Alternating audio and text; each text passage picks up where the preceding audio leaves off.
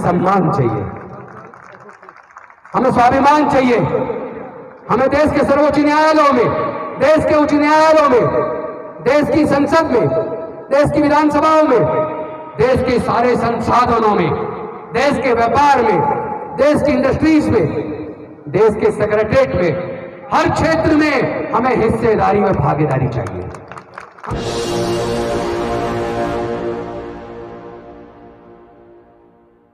आखिर बुद्ध का धम्म ही क्यों? डॉक्टर बाबा साहब अम्बेडकर अपने हिस्से का काम कर गए। हमारी और आपकी जिम्मेदारी क्या है? ये चिंतन हमें और आपको करना होगा।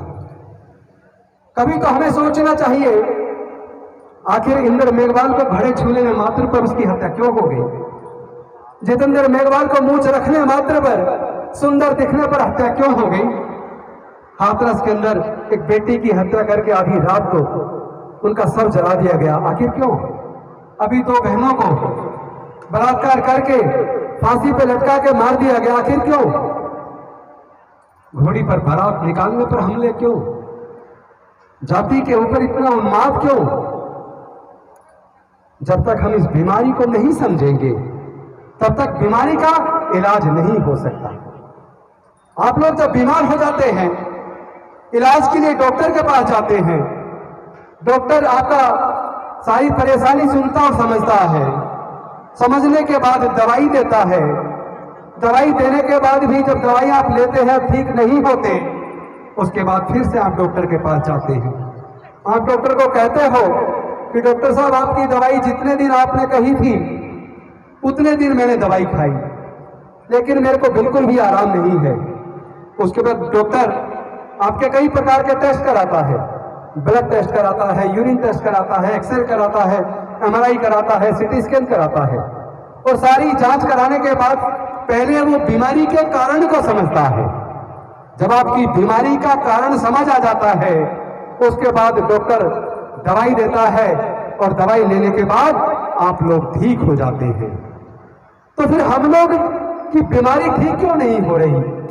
हम लोग भी तो नाना प्रकार की दवाइयां खा रहे हैं, हम लोग भी तो जाति की वजह से उत्पीड़न से कैसे मुक्ति मिले उसके नाना प्रकार के उपाय कर रहे हैं। सरकारों ने बहुत सारे कानून बनाए, बहुत सारी योजनाएं बनाई, न्यायालय बनाए, लेकिन उसके बावजूद हमारी बीमारी से, उस उत्पीड़न से हमें मुक्ति क्यों नहीं मिल रही?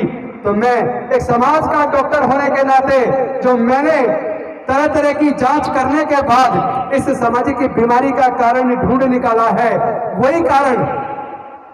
वही कारण जो डॉक्टर बाबा साहब अम्बेडकर जी ने इतने साल पहले खोज लिया था कि ये सामाजिक व्यवस्था जो ऊंच नीच पर आधारित है, छुआछूत पर आधारित है, असमानता पर आधारित है, शोषण पर आधारित है, ये शोषणकारी व्यवस्था हमारी गुलामी का कारण है, हमारी बदहाली का कारण है, हमारे उत्पीड़न का कारण है। जब तक इस सामाजिक व्यवस्था में हम लोग बने रहेंगे, जब तक हम लोग अपनी अपनी जाति को ऊंचा बताते रहेंगे, जब तक हम लोग अपनी अपनी जातियों को जिंदा रखेंगे, जब तक हम लोग इस सामाजिक व्यवस्था में जहां विषमता है, शोषण है, छुआछूत है, जातिवाद है, उसी सामाजिक व्यवस्था में बने रहकर जातियों को जिंदा रखेंगे, तब तक हमें इस सामाजिक उत्पीड़न से, जातिगत उत्पीड़न से, छुआछूत से मुक्ति मिलने वाली नहीं है।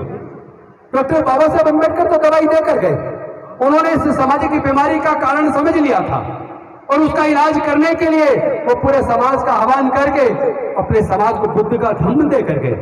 उन्होंने कहा था, मैं भारत बौद्ध में करी, मैं भारत को बौद्ध में करूंगा, मैं अपने समाज को छुआछूत से, जातिवाद से मुक्त करूंगा, मैं अपने समाज को अनेक प्रकार की विषमता से, असमानता से मुक्त करूंगा, मैं अपने समाज के जीवन के विकास के रास्ते खोल दूंगा। और उन्होंने संकल्प लिया, अब मैं अपना बाकी का जीवन भारत को बौद्ध में बनाने में, छुआछूत मुक्त बनाने में, जातिवाद मुक्त बनाने में लगाऊंगा। लेकिन 14 अक्टूबर 1956 को डॉक्टर बाबा साहब अम्बेडकर ने बुद्ध के धम्म की दीक्षा ली, बुद्ध के धम्म को अपने आचरण में उतारा। लेकिन इससे पहले कि वो पूरे भारत को बौद्ध में करते, वो दीक्षा लेने के 1 महीने 22 दिन बाद वो महापरिनिर्वाण को प्राप्त हो गए। और उसके बाद वो डॉक्टर बाबा साहब अम्बेडकर का सपना, वो सपना रह गया। हम लोगों ने बाबा साहब की ये तो कहा हम बाबा साहब की औलाद है, हमने ये तो कहा हम बाबा साहब के खून हैं, ये तो हमने कहा हम डॉक्टर बाबा साहेब अम्बेडकर को मानते हैं, लेकिन शर्म की बात है कि हम डॉक्टर बाबा साहेब अम्बेडकर की बात को नहीं मानते। हम लोग डॉक्टर बाबा साहेब अम्बेडकर की बात को नहीं मानते। वरना मैं आप सबसे आह्वान करना चाहता हूं, मैं आप सबसे पूछना चाहता हूं, आप लोग जहां बैठे हैं, जहां पे आप अपनी कुर्सी पे बैठे या खड़े हैं, अपनी जगह पर हाथ उठाकर वो लोग समर्थन दोनों हाथ उठाकर करेंगे जो डॉक्टर बाबा साहब का अपने आप को संतान मानते हैं, जो चाहते हैं छुआछूत मुक्त भारत बने, जो चाहते हैं जातिवाद मुक्त भारत बने, जो चाहते हैं विषमता पर आधारित व्यवस्था खत्म हो, जो चाहते हैं न्याय पर आधारित समता, स्वतंत्रता, बंधुता और न्याय पर आधारित, प्रज्ञा पर आधारित, शील पर आधारित समाज का निर्माण हो। एक ऐसा भारत बने जहां जाति के आधार पर होने वाले छुआछूत को पूरी तरह से निस्ता नाबूद कर दे, जहां हमारी बहन बेटियों की इज्जत को हम सुरक्षित कर लें, जहां कोई घोड़े खरीदने पर हत्या ना हो, जहां कोई घोड़ा खरीद को टच करने पर हत्या ना हो, जहां कोई मूंछ रखने पर हत्या ना हो। अगर आप लोग ऐसा चाहते हैं तो आपको डॉक्टर बाबा साहब अम्बेडकर की बात को मानना होगा, आपको बाबा साहब अम्बेडकर की बात को मानना होगा। जैसा अभी राजरत्न अम्बेडकर जी कह रहे थे, आप लोग जातियों में इसलिए बने हुए हो ताकि आपको रिजर्वेशन का लाभ मिले। वैसे तो भंडारी जी ने बताया था 1990 का जो गवर्नमेंट ऑफ इंडिया का जो ऑर्डर आया कि आप लोग बुद्धिस्ट बनते तो भी आपका रिजर्वेशन खत्म नहीं होगा, लेकिन मैं कह रहा हूं इस लालच को कब तक पकड़े रहे होगे? भाई नौकरियां है कहां? दो कारणों से हमारे समाज की तरक्की हुई। एक कारण हमारे डॉक्टर बाबा साहब अम्बेडकर जी ने पढ़ाई के रास्ते खोल दिए।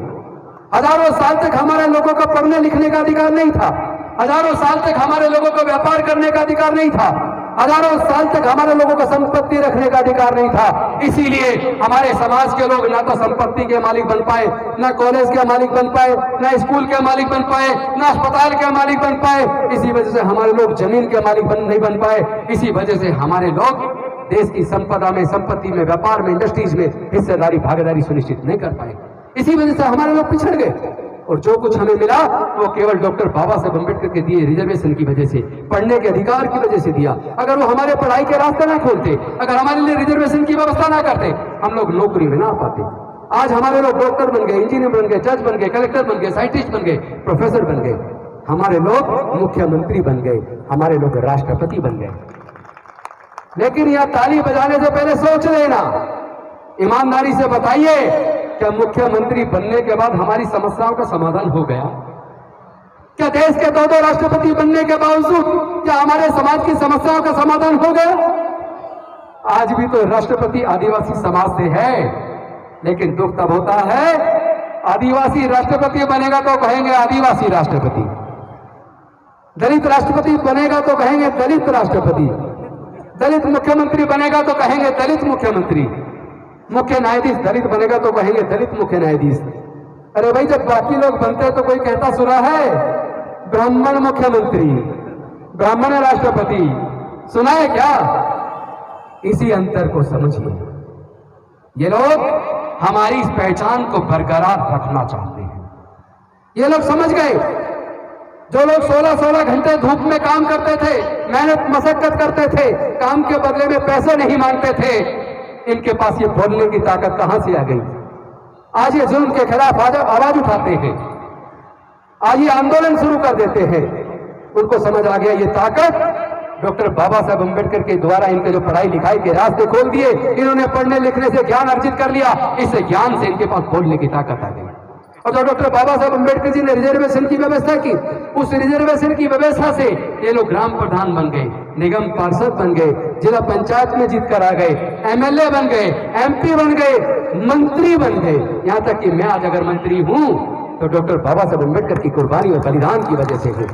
लोग कहते हैं कि मंत्री पद चला जाएगा, अरे मंत्री पद तो कुर्बान है अपने समाज के ऊपर। इस समाज की वजह से डॉक्टर बाबा साहब अम्बेडकर की कुर्बानी की वजह से तो मंत्री पद मिला है।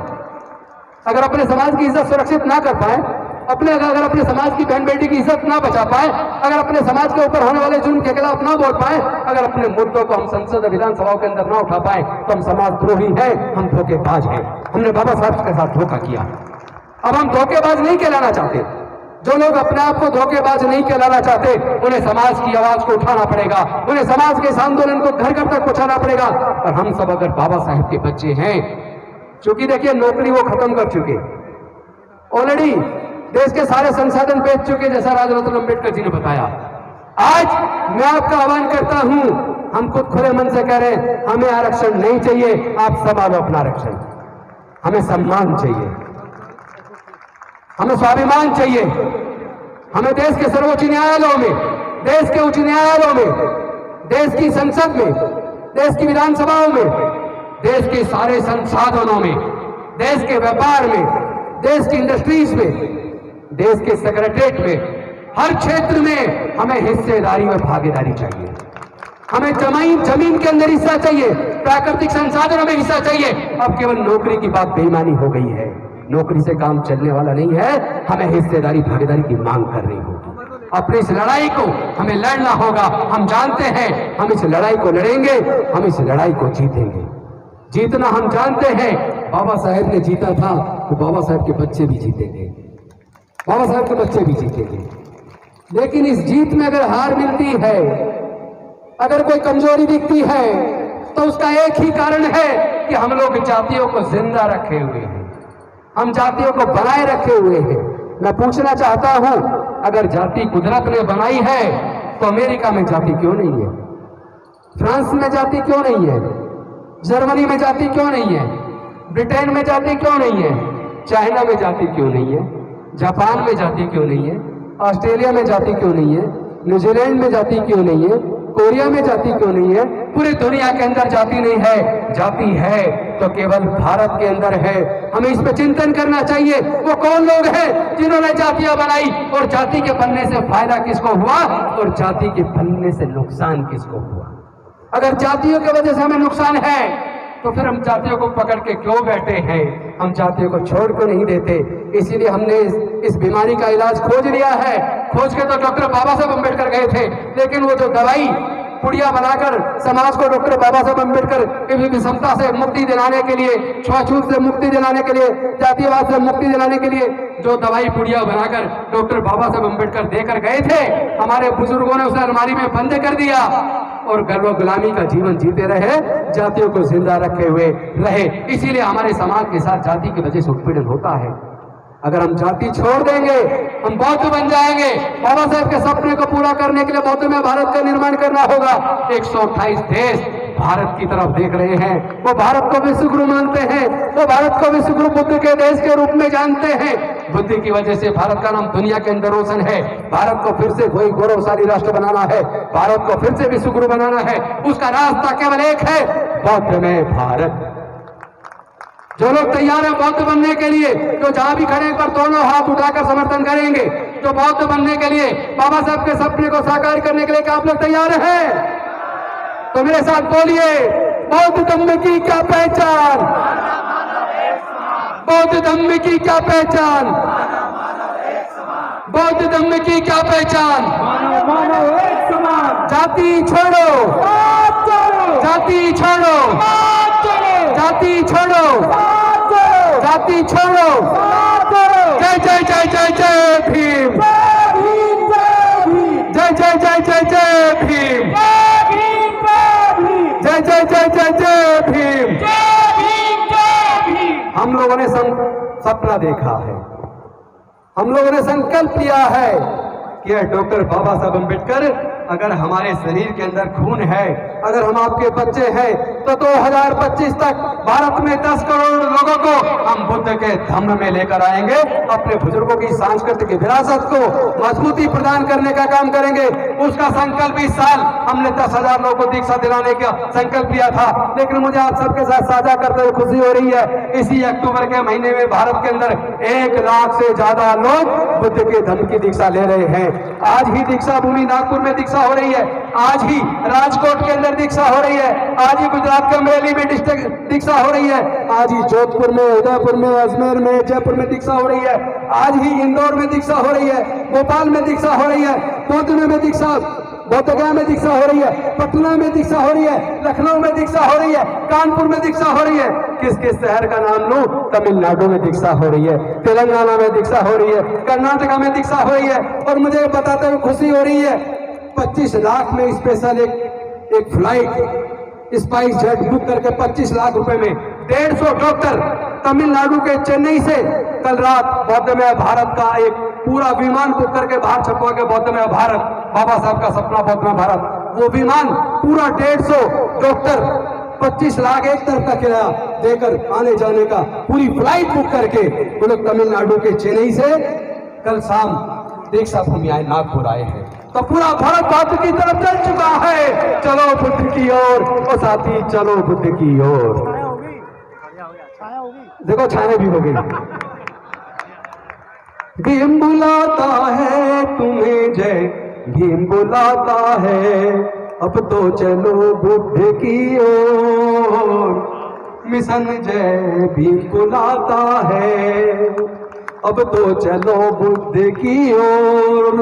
मिशन जय भीम बुलाता है, भीम बुलाता है हमें, जय भीम बुलाता है, अब तो चलो बुद्ध की ओर। मिशन जय भीम बुलाता है, अब तो चलो बुद्ध की ओर। मिशन जय भीम बुलाता है, अब तो चलो बुद्ध की ओर। मिशन जय भीम बुलाता है, भीम बुलाता है। मिशन जय भीम बुलाता है, भीम बुलाता है। मिशन जय भीम बुलाता है, अब तो चलो बुद्ध की ओर। मिशन जय भीम बुलाता है, अब तो चलो बुद्ध की ओर। मिशन जय भीम बुलाता है, भीम बुलाता है। मिशन जय भीम बुलाता है,